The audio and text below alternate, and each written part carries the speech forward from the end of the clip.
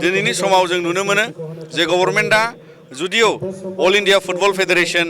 आरो बेबादिनो फुटबलनि नियम बादियै एज केटेगरियाव गेलेजेननाय केटेगरि हिसाबै आन्डार 13 गोग्लैयो दा बिथांमोननि थुलुंगानायखौ लानानै जों हास्थायगोन जे उननि समफ्रावबो जाहाथे बड'लेण्ड सरकारानो जा आसाम सरकारानो जा बिथांमोनखौ माने गोहोम गोनाङै गेलेगिरि सोरजिनो थाखाय गभर्नमेन्टआ आखायाव लायोबा बिथांमोना लामा गोथोङै दावगालांनो हागोन।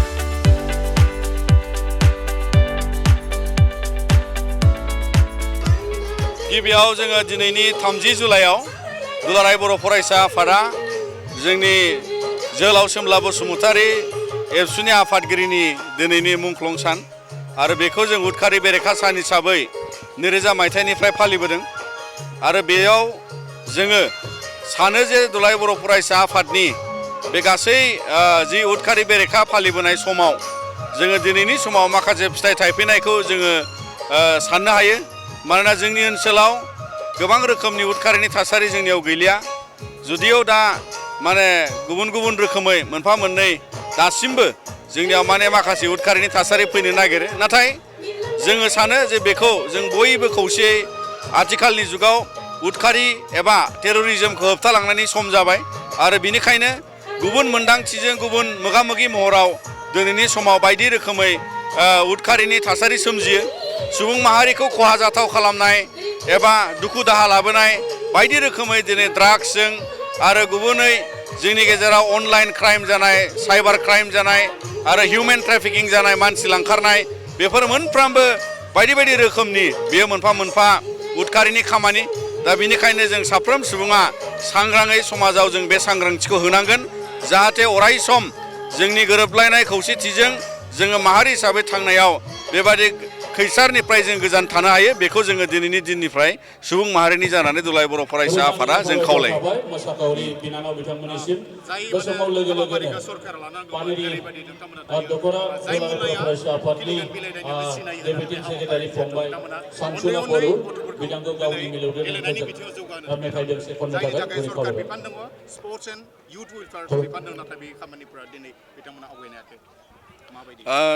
जोङो दुलाराय बर' फरायसा आफादा जोंनि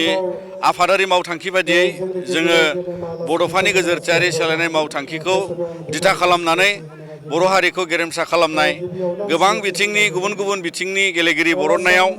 फुटबल गेलेनाया मोनसे गोनांथार जेरैहाय हिन्जावसा हौवासाखौ लानानै जोङो आन्डार 13 नि मोनसे बादायलायनाय खुङो आरो बिथांमोनखौ उननि समाव गेलेगिरि महरै राफोद खालामनो थाखाय बेयो मोनसे जागायनाय आरो सिनायथि फारसेथिंजाय जोङो सानो जे आथिखाल एबा गुबुन गुबुन समावबो बियो सरकारजों खुंजाथाव मोनसे हाबाफारि नाथाय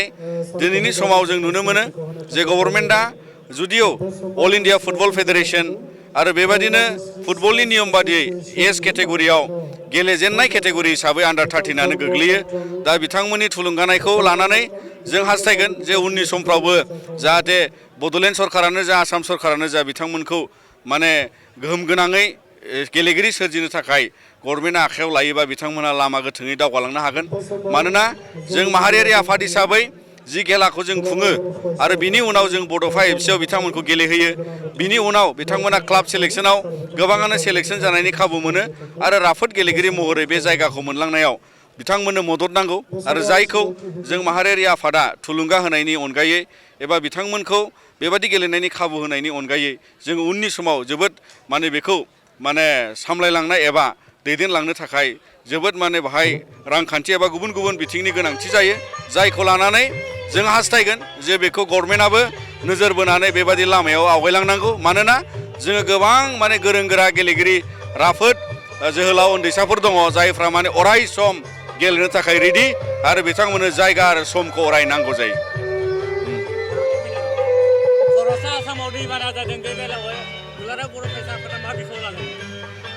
दुलाराय बर' फरायसा आफादा जोङो दासिम जिल्लाफोरजोंहाय सावरायगासिनो आरो जोङो मोनसे समाव जोंनि सराइदेव जिल्लायाव बिसेसके बर'नि जोंनि बावहाय रायजो जानाय मोनबा गामिया बावहाय 200 न'खर मोनबा गामिजों बिथांमोना बावहाय दैबानाजों भुगिनानै दङ आरो बिनिखायनो जों दुलाराय बर' फरायसा आफादा थाबैनो जोंनि जे लाहार फाहारा थामथिम जायोब्ला जोङो बिथांमोननिसिम दैबानानि मदद हैनायनि सायाव दुलाराय बर' फरायसा आफादा जों थाम थिम जागासिनो दङ। दिनै लाइमोनफोरनो जों माने जोङो मोनसेबो दिनै स्पेसियेल माने स्पर्ट्सनि मोनसे माबाखौ नुगोन बिटिसि सरकाराबो बेखौ लानो हायो जिहेतु थाखा फैसा गोनां बे जायो मोनसे बेबायदिनो बर' फरायसाफोरा बेबायदिखौ खुंलांबाय थागोन नामा? जोङो माहारियारि आफाद हिसाबै अराय जोंनि बिबान आरो जोंनि आफादनि खान्थि बादियै बर' हारिखौ फोजाखांनानै सोरबिथिं दावगानायाव राफोद खालामनायाव फुटबला मोनसे बड'फा गोजोरथायारि सोलायनाय मावथांखिनि गेलेनाय आरो मोसानाय मुसुरनाय जों गासैखौबो अराय सम जों खुंलांगोन। मानोना बे माहारिखौ फोजाखांनायाव दुलाराय बर' फरायसा आफादा बे गिदिर बिबानखौ आफादनि जोनोमनिफ्रायनो लाबोदों। अदेबानि बड'लेण्ड सरकारा बिथांमोना जुदि लायोबा आरोबाव बियो मोनसे मदद होनाय जागोन। जाय समाव दिनैनि फरायसाफ्रा बेबादि मोनसे खान्थिजों दावगालांनायखौ बिथांमोननो जुदि सरकारि मददआव सरकारानो खुङोब्ला बे आरोबाव साबसिन मोनसे स्कप जागोन होननानै जों सानो। बे बड'लेण्डआव फोलोमनो हानाय गुबुन गुबुन हारि हारिसाफ्राबो बेबादियाव माने बाहागो लानो मोनगोन आरो बेखौ लानानै बे अरायनि थाखाय माने बयजोंबो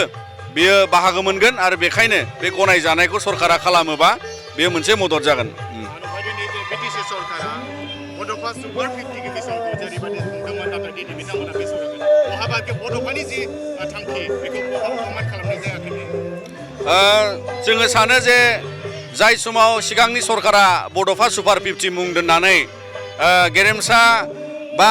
फरायसाफोरखौ गुन गोनां सोलोंथाइनि खाबुजों दावगालांहोनो थाखाय बियो मोनसे मोजां सुजुग आरो बिथांनि मुंजों होनायनि जोंहा मोनसे बिथांखि बा मोनदांथि बर' माहारियाव दङ। मानोना बिथांनि थांखिजों बयबो हारि हारिसाया जौगायोब्लासो जोंनि बड'लेण्ड ओनसोलजों लोगोसे बर'जों लोगोसे गेरेमसा माहारिनि थांखियाव सहैनो डक्टर इन्जिनियार खालामनायजों सिभिल सार्भेन्ट खालामनायाव बिथांनि गोथौ सानस्रिखौ एबा सान्थौ आरो सानस्रिखौ फोलोमनो थाखाय बिथांनि मुंजों दोनदों। नाथाय जों एसेमब्लि एबा रिप्लाइयाव बिथांमोननि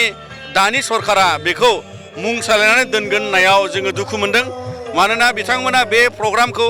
एबा बे बड'फा सुपार 50नि मुंजोंनो लानानै आवगायलाङोबा मोजां। मानो होनोबा बर'नि बिफा हिसाबै आरो स्टुडेन्ट डे हिसाबै आसामनि गनायथियाव सारा बर'जों लोगोसे गुबुन गुबुन हारियाबो दिनै बड'फाखौ सासे बागदार हारिनि गेदेमा दैदेनगिरिमोन आरो हारिनि बिफा हिसाबै बर'आ जिहेतु जों मानिबाय बिनि थाखायनो बे बिमुंखौ सोलायाबा गाहाम जागौ होननानै जों सानो। मानोना सोलायोबा बिथांनि बिमुंखौ बेबादि मानदान्दानिफ्राय बोख्लायनाय जागोन आरो बियो मोनसे मान सन्माननि बाथ्रा फैगोन आरो बेखायनो जों बड'लेण्ड सरकारखौ सानै हयै बे जि बड'फा सुपार 50नि बिमुं बेखौ बिदिनो दोननानै लांनो थाखाय जोङो खावलायो।